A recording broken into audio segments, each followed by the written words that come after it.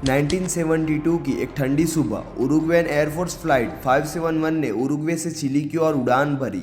ये कोई साधारण उड़ान नहीं थी। इसमें उरुग्वे की एक रग्बी टीम थी जो अपने अगले मैच के लिए बेहद उत्साहित थी। फ्लाइट में कुल 45 लोग सवार थे, खिलाड़ी, उनके परिवार के सदस्य और चालक दल।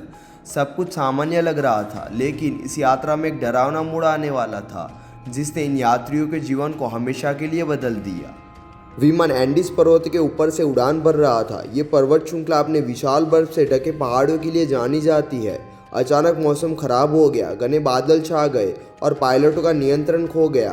कुछ ही पलों में विमान एक विशाल पर्वत से टकरा गया और बर्फीली जमीन पर दुर्घटनाग्रस्त हो गया। यह हादसा इतना भयानक था कि विमान के अगले हिस्से के कई यात्री और पायलट तुरंत मर गए। लेकिन इस भयानक दुर्घटना के बाद भी 27 लोग जीवित थे। वो इस दुर्घटना से जूझने की कोशिश कर रहे थे, लेकिन उनके सामने चुनौतियां बढ़ती जा रही थी। चोटें, ठंड और बर्फ, ये तीनों चीज़ें उनका सबसे बड़ा दुश्मन थी। विमान का मलबा अब उनके लिए आश्रय बन चुका था और वे सभी लोग इसी में रहकर खुद को बचाने की कोशिश कर रहे थे।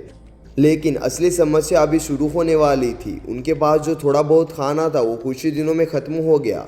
जब भोजन खत्म हो गया तो बचे हुए यात्रियों के पास कोई विकल्प नहीं था। वे बेहद मुश्किल फैसले का सामना कर रहे थे, कैसे जीवित रहे। उन्होंने इस कठिन परिस्थितियों में एक ऐसा फैसला लिया जिसे सुनकर किसी का भी दिल दहल जाएगा। उन्होंने अपने मरे हुए साथियों का मांस खाने का निर्णय लिया। ये निर्णय उनके लिए मानसिक और भावनात्मक रूप से बहुत कठिन था, लेकिन उस समय यही एकमात्र तरीका था जिससे वे जीवित रह सकते थे। इस फैसले ने बचे हुए लोगों को जीवित रहने की एक उम्मीद दी, लेकिन यह भी एक अंतहीन संघर्ष जैसा था। ठंड इतनी ज़्यादा थी कि कई लोग इससे बच नहीं सके। धीरे धीरे बचे हुए यात्रियों की संख्या कम होती जा रही थी। फिर एक दिन उन्होंने रेडियो से सुना कि उनकी खोज बंद कर दी गई है, उन्हें मृत मान लिया गया है। इस खबर ने उनका मनोबल तोड़ दिया, लेकिन कुछ लोग हार मानने के लिए तैयार नहीं थे। बचे हुए लोगों में से दो, नांडो पेरोडो और रोबर्ट एनेसा ने एक साहसी फैसला लिया। उन्होंने एंडीज पर्वत को पार कर मदद लाने का निर्णय लिया। ये निर्णय जोखिम भरा था, क्योंकि बर्फ और ठंड में बिना किसी सहारे के पहाड़ों को पार करना लगभग असंभव था, लेकिन उनके पास और कोई विकल्प नहीं था।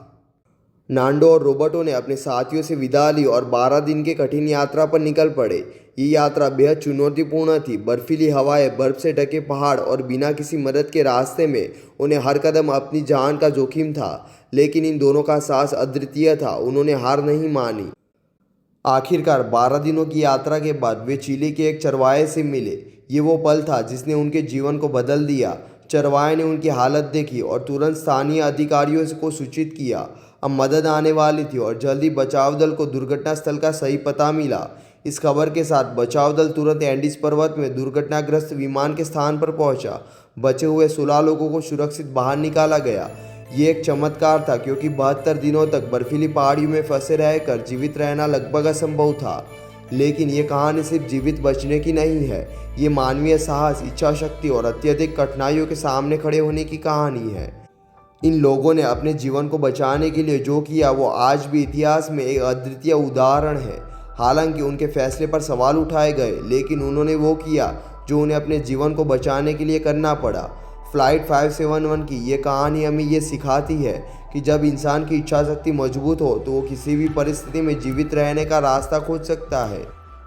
ये कहानी आज भी हमें ये याद दिलाती है कि जीवन कभी कभी हमें बेहद कठिन चुनौतियों के सामने खड़ा करता है, लेकिन हमें कभी हार नहीं माननी चाहिए।